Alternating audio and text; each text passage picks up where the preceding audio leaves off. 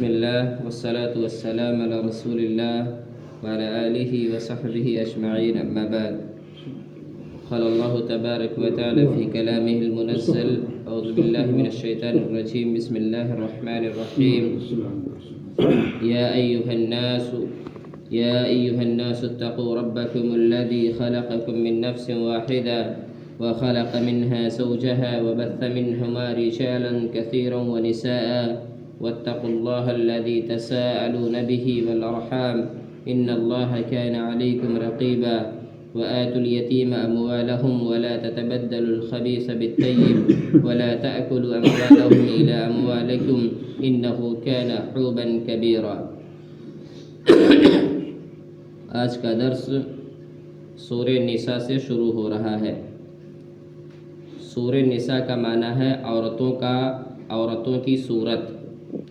چونکہ اس صورت کے اندر عورتوں کے مسائل کا تذکرہ ہے، اسی لیے اس صورت کا نام سورۃ النساء رکھا گیا ہے. اللہ تعالیٰ فرماتے ہیں: اے لوگو، اپنے پروردگار سے ڈرو جس نے تمہیں ایک جان سے پیدا کیا. ایک جان سے مراد ابو البشر حضرت آدم علیہ السلام ہے، اور خلقہ منہا زوجہا میں منہا سے وہی جان یعنی آدم مراد ہیں، یعنی آدم سے ان کی زوج حضرت حوا کو پیدا کیا. حضرت حوا حضرت آدم سے کس طرح پیدا ہوئیں اس میں قدر اختلاف ہے. حضرت ابن عباس رضی اللہ تعالی عنہما سے قول مروی ہے کہ حضرت حوا مرد یعنی آدم سے پیدا ہوئیں، یعنی ان کی بائیں پسلی سے. ایک حدیث میں کہا گیا: ان المرأة خلقت من ضلع وان اعوج شيء في الضلع اعلاه، کہ عورت پسلی سے پیدا کی گئی ہے اور پسلی میں سب سے ٹیڑھا حصہ اس کا بالائی حصہ ہے. اگر تو اسے سیدھا کرنا چاہے تو توڑ بیٹھے گا، اور اگر تو اس سے فائدہ اٹھانا چاہے تو کجی کے ساتھ ہی فائدہ اٹھا سکتا ہے. بعض علماء نے اس حدیث سے استدلال کرتے ہوئے حضرت ابن عباس سے منقول رائے کی تاکید کی ہے. قرآن کے الفاظ خلق منہا سے اسی موقف کی تائید ہوتی ہے. حضرت حوا کی تخلیق اسی نفس واحدہ سے ہوئی ہے جسے آدم کہا جاتا ہے.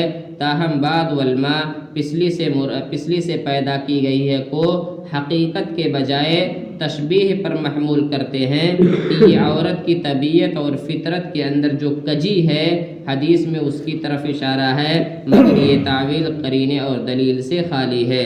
لہذا ہمیں معلوم ہوا حضرت حوا علیہ السلام کی پیدائش حضرت آدم علیہ السلام کے نفس سے ہوئی ہے.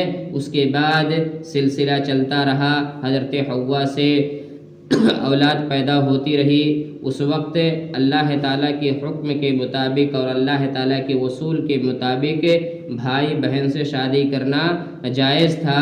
لہذا حضرت حوا علیہ السلام سے ایک بیٹا اور ایک بیٹی پیدا ہوئی.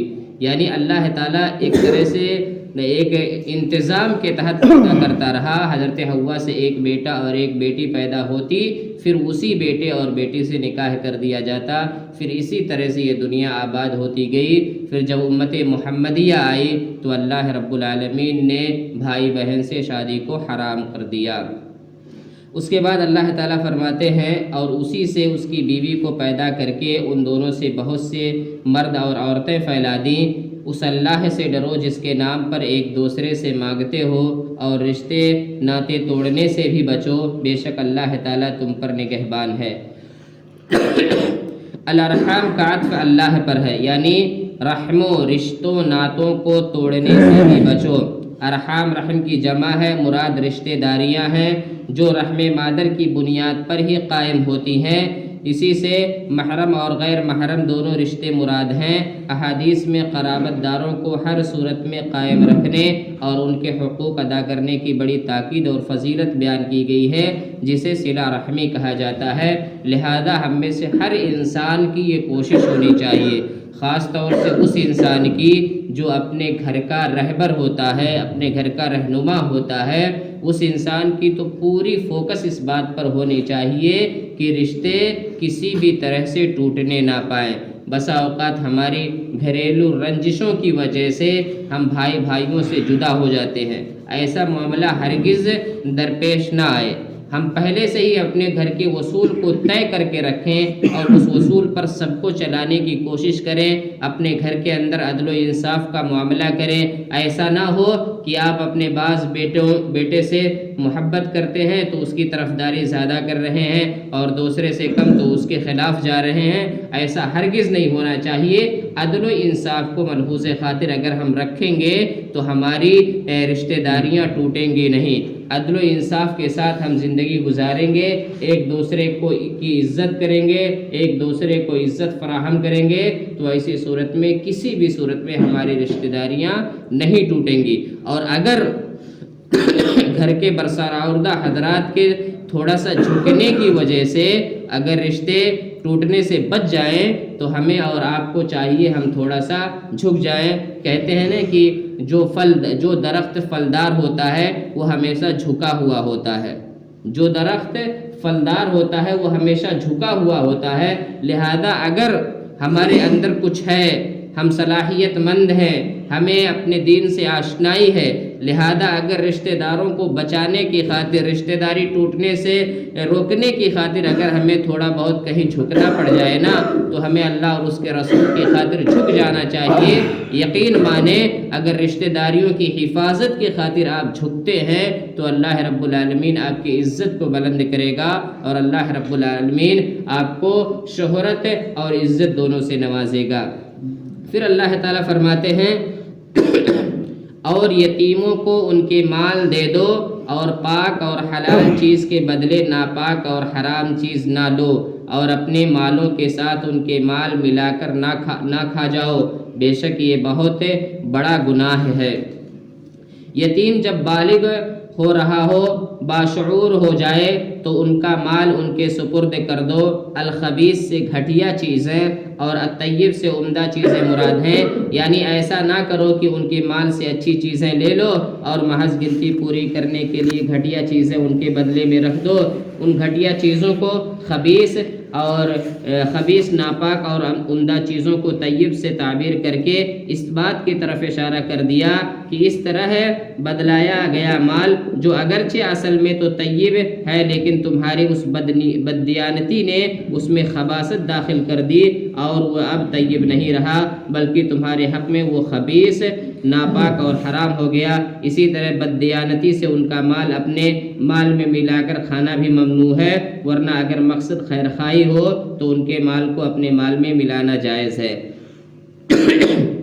یتیموں کے مال کے ساتھ ہمیں کبھی بھی غلط رویہ اختیار نہیں کرنا چاہیے۔ اگر آپ کے زیر کفالت کوئی یتیم ہے جس کے باپ نے مال و دولت چھوڑ کر کے گیا ہے، اگر آپ مالدار ہیں تو اس کے مال میں سے آپ کچھ بھی نہیں کھا سکتے، لیکن اگر آپ غریب ہیں تو اور یتیم کی آپ پرورش کر رہے ہیں، اس کی کفالت کر رہے ہیں، اس کی تعلیم و تربیت کو انجام دے رہے ہیں، تو ایسی صورت میں تھوڑا بہت مال آپ یتیم کے مال سے کھا سکتے ہیں، لیکن اس صورت میں کھا سکتے ہیں جب آپ خود غریب ہو۔ ہوتا نہیں بسا اوقات معاشرے اور سماج میں کوئی انسان ایسا ہوتا ہے غریب ہوتا ہے لیکن وہ یتیم بچے کی کفالت کرنے لگتا ہے، لہذا یتیم بچہ جو کچھ بھی اس کے گھر سے کھا رہا ہے، اس کے گھر سے پی رہا ہے، تعلیم و تربیت پر جو خرچ آ رہا ہے وہ آدمی اس یتیم کے مال سے اتنا لے سکتا ہے، لیکن اگر کفالت کرنے والا آدمی مالدار ہے تو ایسی صورت میں وہ ہرگز نہیں لے سکتا، کیونکہ مالداروں کو اس بات سے روکا گیا ہے کہ وہ یتیموں کا مال کھائیں۔ لہذا اس بات کو ہمیں سمجھنا چاہیے، خاص طور سے ہر گاؤں اور سماج میں بعض یتیم بچے ہوتے ہیں، سب سے پہلے ان یتیم بچوں کی کفالت ان کے ورثہ کریں گے۔ اگر وہ نہیں کرتے تو گاؤں کے جو ذمہ داران حضرات ہیں، گاؤں کے جو برسراوردہ حضرات ہیں، وہ اس بچے کی کفالت کریں گے اور کفالت کا وہی طریقہ اختیار کریں گے جو طریقہ قرآن نے بتلایا، یعنی اگر وہ غریب ہوں گے تو اس کے مال سے کچھ کھا سکتے ہیں، اگر غریب نہیں ہیں تو ایسی صورت میں اس کے مال سے ذرہ برابر نہیں کھا سکتے۔ پھر اس کے بعد اللہ فرماتے ہیں اگر تمہیں ڈر ہو کہ یتیم لڑکیوں سے نکاح کر کے تم انصاف نہ رکھ سکو گے تو اور عورتوں میں سے جو بھی تمہیں اچھی لگیں تم ان سے نکاح کر لو، 2 3 4 سے، لیکن اگر تمہیں برابری نہ کر سکنے کا خوف ہو تو ایک ہی کافی ہے، یا تمہاری ملکیت کی لونڈی یا یہ زیادہ قریب ہے۔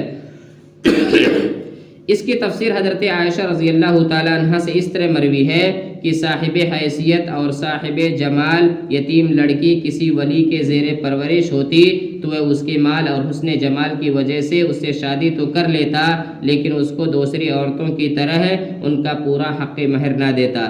اللہ تعالیٰ نے اس ظلم سے روکا کہ اگر تم گھر کی یتیم بچیوں کے ساتھ انصاف نہیں کر سکتے تو تم ان سے نکاح ہی مت کرو، تمہارے لیے دوسری عورتوں سے نکاح کرنے کا راستہ کھلا ہے، بلکہ ایک کے بجائے 2 سے 3 سے حتیٰ کہ 4 عورتوں سے تم نکاح کر سکتے ہو، بشرط یہ کہ ان کے درمیان انصاف کے تقاضے پورا کر سکو، ورنہ ایک سے ہی نکاح کرو، اس کے بجائے لونڈی پر گزارا کرو۔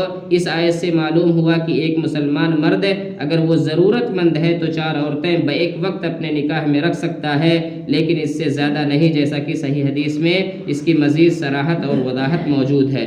لہذا اس آیت کریمہ سے ہمیں معلوم ہوا کہ ایک انسان اگر اس کے پاس قوت باہ ہے، مالی طاقت ہے، جسمانی طاقت ہے، دونوں طاقتیں اگر اس کے پاس موجود ہیں تو وہ 4 نکاح کر سکتا ہے، اس شرط کے ساتھ کہ وہ چاروں بیویوں کے درمیان انصاف کر سکے۔ اور یہ ایک سے زائد شادی کرنا ہمیں اپنے معاشرے اور سماج کے اندر فروغ دینا بہت زیادہ ضروری ہے۔ خاص طور سے یہ چیز ہندوستان کی عورتوں کو سمجھنے کی ضرورت ہے۔ ہندوستان کی عورتیں یہ ہرگز نہیں چاہتی کہ ان کا کوئی سوتن ہو، جبکہ آپ دیکھیں گے عرب ممالک کے اندر ایک عورت اس چیز کو لے کر فکر مند رہتے ہی نہیں، بلکہ میں نے تو سوشل میڈیا پر دیکھا کچھ عورتوں نے پوسٹر لے کر کے روڈ پر تک چلی آئی تھی اور وہ دعویٰ کر رہی تھی کہ فَانْكِحُوا مَثْنَىٰ وَثُلَاثَ وَرُبَاعَ إِن كُنتُم رِجَالًا، ایسے پوسٹر لی ہوئی تھی اور دکھا رہے تھے کہ اگر تم مرد ہو تو 2 3 4 شادیاں کر کے دکھاؤ۔ لیکن ہندوستان کا معاملہ کیا ہے کہ اگر آدمی دوسری شادی کر لی تو عورت اپنے شوہر کے خلاف چلی جائے گی، قانونی کارروائی کرے گی، نہ جانے بڑے بڑے مسائل پیدا ہو جائیں گے، جس کی وجہ سے اگر آپ دیکھیں گے بہت ساری عورتیں ایسی ہیں جو گھر بیٹھی بڈھی ہو جا رہی ہیں، ان کا نکاح نہیں ہو رہا ہے۔ بہت ساری عورتیں بغیر نکاح کے ایسے ہی زندگی گزار کر کے چلی جا رہی ہیں کیونکہ ان کو مرد نہیں مل رہا ہے۔ اور آخری زمانے کے اندر حدیث کے مطابق عورتوں کے لیے بڑے مسائل پیدا ہونے والے ہیں۔ جن عورتوں کا یہ نظریہ ہے کہ ان کا شوہر دوسری شادی نہ کرے، حدیث کے اندر آتا ہے کہ قیامت سے قریب ایک آدمی 40 50 عورتوں کا نگراں ہوگا۔ اب اگر ایک مرد صرف ایک بیوی کو رکھے تو یہ 49 عورتیں اور یا 40 عورتیں یا 39 عورتیں یہ ساری کہاں جائیں گی؟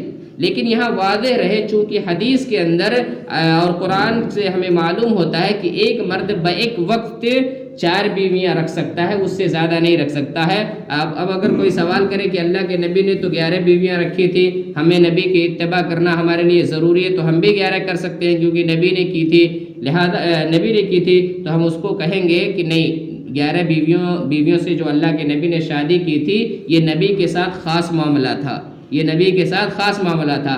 ہمیں جو حکم ملا ہے وہ صرف اور صرف 4 بیویوں کا ملا ہے۔ میں اہل ثروت حضرات سے گزارش کروں گا جو مال و دولت سے مضبوط ہیں، جن کے پاس رہنے اور گزارنے کا کوئی مسئلہ نہیں ہے، ایسے لوگوں کو دوسری شادی، تیسری شادی، چوتھی شادی کرنی چاہیے۔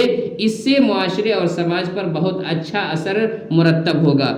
لیکن اگر آپ دیکھیں گے موجودہ دور میں لوگوں کی جو ذہنیت ہے، اگر ایک آدمی نکاح کرتا ہے، نکاح کر کے 2 بیوی یا 3 بیوی اپنے پاس رکھ لے، لوگ اس پر طعن و تشنیع کے تیر چلاتے ہیں، لوگ اس کو برا بھلا کہتے ہیں، جبکہ ایک آدمی ایک بیوی رکھتا ہے اور باہر جا کر کے 2 3 عورتوں سے منہ کالا کرا کے آتا ہے، لوگ اس کو اتنا برا تصور نہیں کرتے۔